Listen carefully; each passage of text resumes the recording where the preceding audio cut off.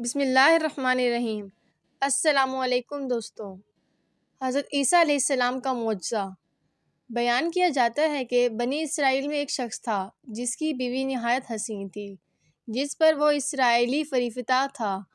چنانچہ جب اس عورت کا انتقال ہوا تو اس اسرائیلی کو بڑا قلق ہوا اور ایک مدت تک وہ اس عورت کو قبر پر بیٹھا روتا رہا۔ اتفاقاً حضرت عیسیٰ علیہ السلام کا ادھر سے گزر ہوا تو انہوں نے اس اسرائیلی کو پریشان حال دیکھ کر اس کا سبب معلوم کیا۔ جب اسرائیلی نے اپنا واقعہ بیان کیا تو حضرت عیسیٰ علیہ السلام نے دریافت فرمایا، کیا تو چاہتا ہے کہ میں اس کو تیرے لیے زندہ کر دوں؟ اس نے عرض کیا کہ ہاں حضور، یہی میں چاہتا ہوں۔ چنانچہ حضرت عیسیٰ علیہ السلام نے اس قبر کے مردے کو آواز دی تو قبر سے ایک حبشی غلام، جس کے ناک کے نتھونے، آنکھوں اور جسم کے دوسرے سوراخوں سے آگ کی لپٹیں اٹھ رہی تھیں، حضرت عیسیٰ علیہ السلام کو دیکھتے ہی غلام نے کلمہ پڑھا کہ لا الہ الا اللہ، عیسیٰ روح اللہ۔ اسرائیل نے یہ دیکھ کر عرض کیا، حضور مجھ سے غلطی ہو گئی، میری بیوی کی قبر تو دوسری ہے۔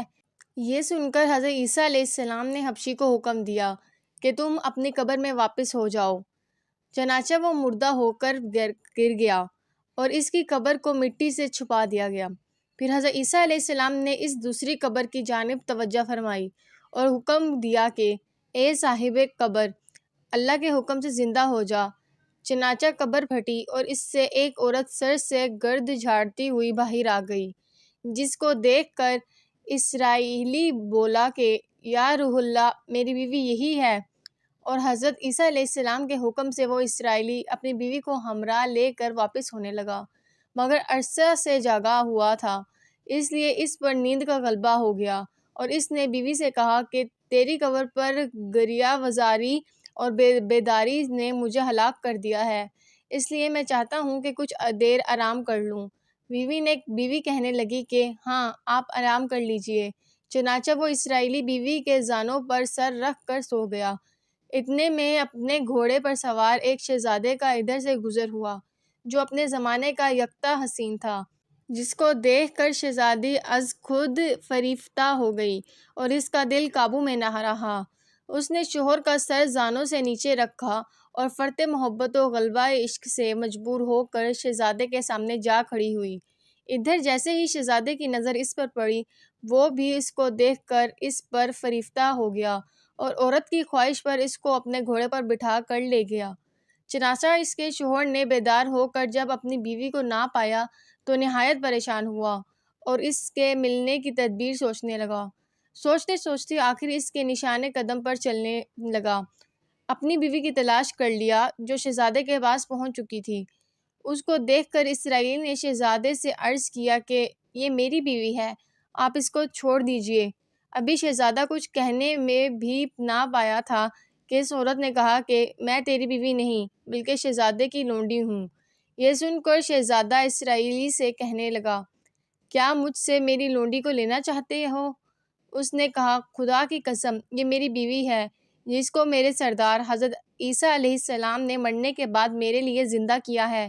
اب بھی یہ گفتگو ہو رہی تھی کہ اتفاقاً حضرت عیسیٰ علیہ السلام بھی وہاں تشریف لے آئے، جن کو دیکھ کر اسرائیلی کہنے لگا، یا روح اللہ، کیا یہ میری وہ بیوی نہیں ہے جس کو آپ نے میرے لیے زندہ کیا ہے؟ حضرت عیسیٰ علیہ السلام نے فرمایا کہ ہاں، یہ وہی ہے۔ یہ سن کر عورت کہنے لگی کہ یا روح اللہ، یہ شخص جھوٹا ہے، میں تو اس شہزادے کی لونڈی ہوں۔ حضرت عیسیٰ علیہ السلام نے فرمایا کہ تو وہ عورت نہیں جس کو میں نے اللہ کے حکم سے زندہ کیا ہے۔ عورت نے کہا، یا روح اللہ، با خدا، میں وہ نہیں ہوں۔ اس کے بعد حضرت عیسیٰ علیہ السلام نے فرمایا، جو جان خدا کے حکم سے میں نے تجھے دی ہے، اس کو واپس کر دے۔